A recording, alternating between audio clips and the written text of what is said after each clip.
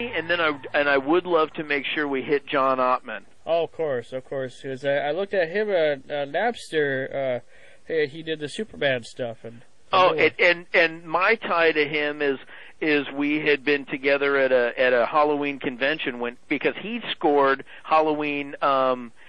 Which one was it? It was part 8.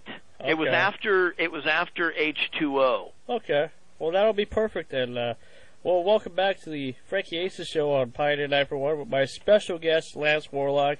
We're now going on from John Carpenter to another very creative genius, I gotta say. Guy who was the lead singer for the 80s band Oingo Boingo, Danny Elfman. I had no idea you would know that. Oh, heck yeah. Remember I said I was 23? Yes. That guy, man, he's incredible. Oh, heck. Let me say 2 words about Danny Elfman. Okay. The Simpsons. Yeah.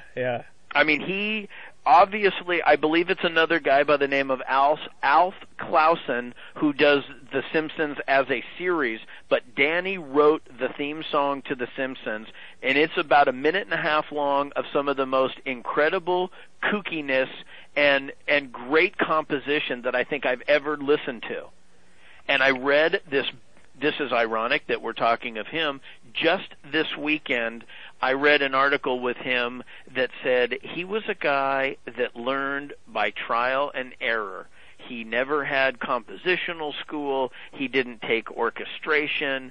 He wasn't this huge entire, theory buff. I'm sure being a member of a very, poignant band, he definitely knows how to play. Oh, yeah.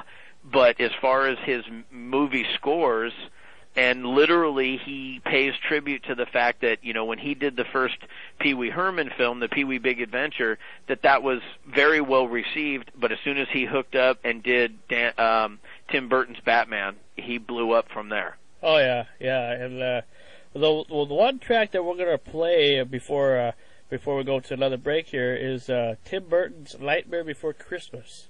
That whole CD. Did you also know that he wrote the theme song for Desperate Housewives? No, I did not know that. Yeah. Holy crap. It's one of those where, sometimes I think I like that composer feel that you don't always know who it is, so that guy's able to just live his normal life, and some of these guys just hole up in their studios and write the most genius pieces of work, but yet they're the normal guy. My cousin ran into Danny Elfman in the bank a couple of years ago. In fact, he called me right after, and he had just said, wow, what a really nice guy. Oh, yeah, and, Danny Elfman, besides being a composer, like we mentioned earlier, made music, Oingo Boingo. And what do you remember from Oingo Boingo? I remember a song, and it was called I Don't Know, and it was on the soundtrack to Fast Times at Ridgemont High with Sean Penn. Okay.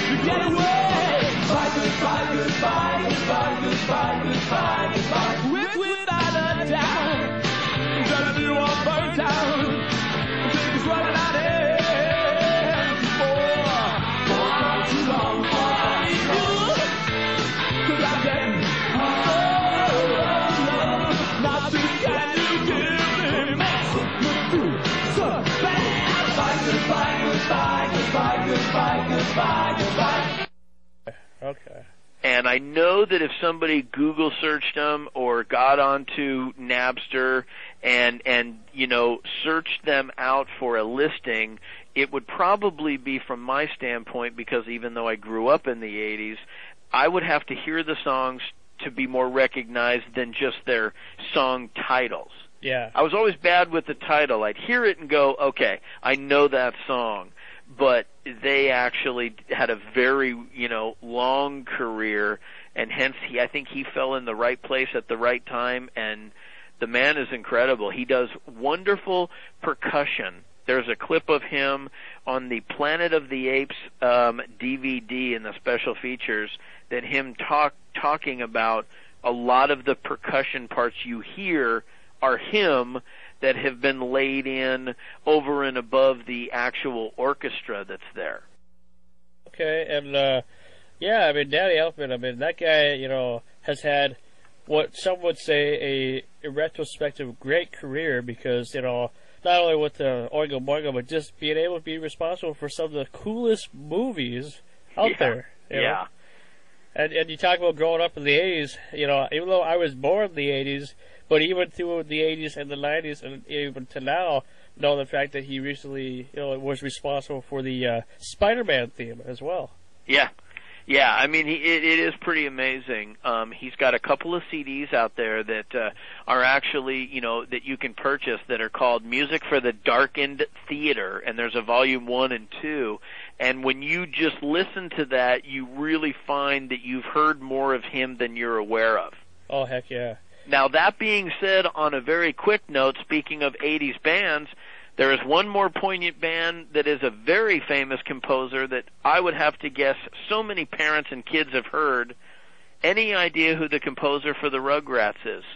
Oh, isn't that Mark Mothersbaugh? And do you know where he's from? I have no idea. Lead singer for Devo. Oh, really? So there, you know, it's kind of like, you got to be kidding me. When you read his list of kind of like composers that you know, that assemble a team with him, you'll find a lot of the band members from Devo as them. Wow, that's absolutely incredible. What directions, I think music is so universal. Whether you play guitar, piano, drums, you know, whether you're in a rock band, a punk band, or you're going to score the next, you know, hugest blockbuster, it's kind of all the same voice, just your interpretation. Yeah, that's for sure. And we're going to play the Tim Burton's Nightmare Before Christmas theme song composed by Danny Elfman, and we'll be right back with more Frankie Ace's Show Late Night with my special celeb guest, Lance Warlock. We'll be right back.